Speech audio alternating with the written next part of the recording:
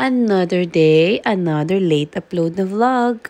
Last summer of 2023, we visited the Assiniboine Zoo here in Winnipeg. Akala mo turista ako dito sa vlog na to kasi whatever you can see here, first time ko rin naman siyang makikita kasi maniwala kayo sa hindi, 9 years na ako dito sa Winnipeg and never pa akong pumasok dito sa zoo na ito. Hindi ko alam kung bakit. So here kasama ko lang yung family ni Dandan together with Eliza and baby Eli. Sinundan lang namin yung mapang pinakita ko kanina at sinimulan na namin ang aming paglalakbay.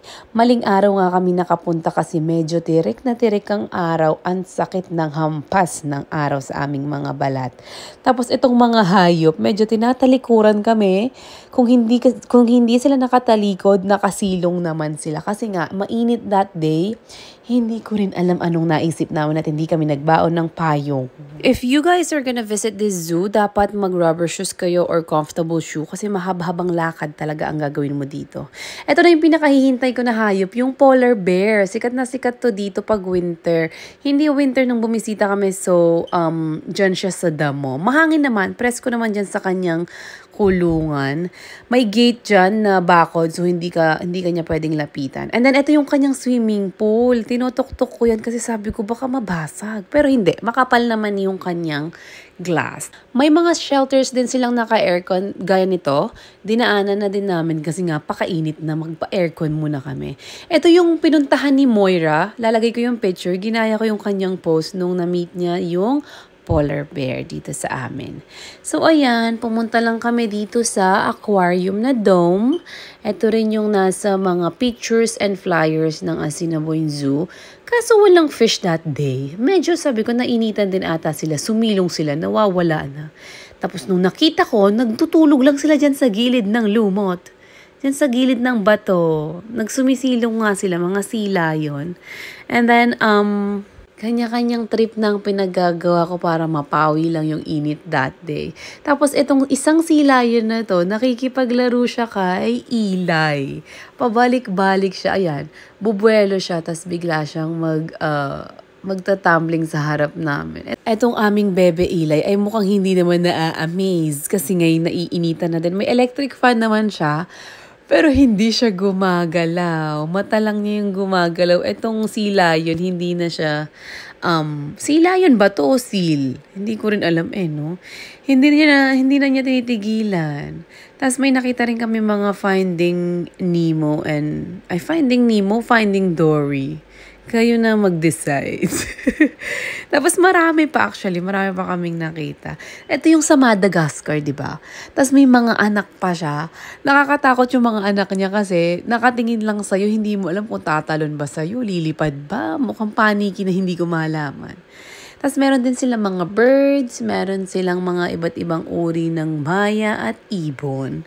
Nakasealed naman yung pintuan dyan, so mabilis ang pasok lang para hindi sila makatakas at mandakip ka pa ng hayop sa labas.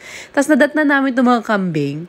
Nakapila sila dito sa may bridge. Parang laruan nila yan may bridge.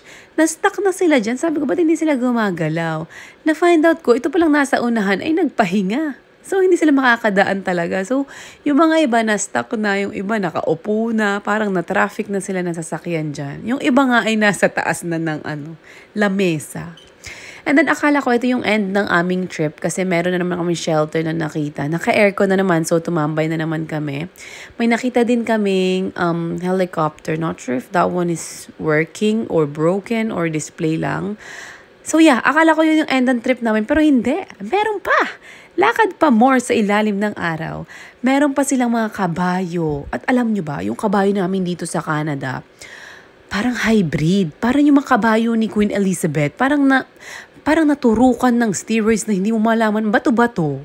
Nakakatakot kang masipa dito, no? Iba yung build nila. Para silang tank build. Para silang maskulado na hindi mo mawari. And then ito, si Tiger Balm. Si Tiger, ayan, ali-aligid na naman kay Eli kasi si Eli inilapit namin ng onte. So, nagpapagkaitanggila siya kay Eli. At finally, tumawa na ang aming bebe after 1 hour of walkings. Hindi na namin malaman kung anong hayop ang ipapakita para lang tumawa ang Bebe Eli na talaga namin. Ito yung mga buffalo. Tapos ito yung isa na kasilong na din. May mga monkey and everything. Nagpapakitang gilas naman sila pag nakikita nilang may tao. Tapos meron din silang Dinosaur Island.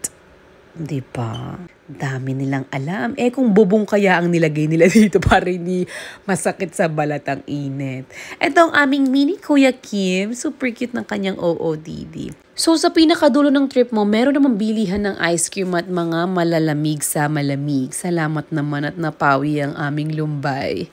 This is Baby Eli. So cute. Ang laki na niya ngayon. Since apaka-late ko nang inedit tong vlog na to, naglalakad na yata siya today. Pero ang cute niya dyan, ang liit niya. Oh.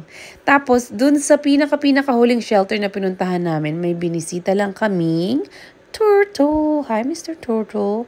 And this is Baby Eli again. Thanks for watching.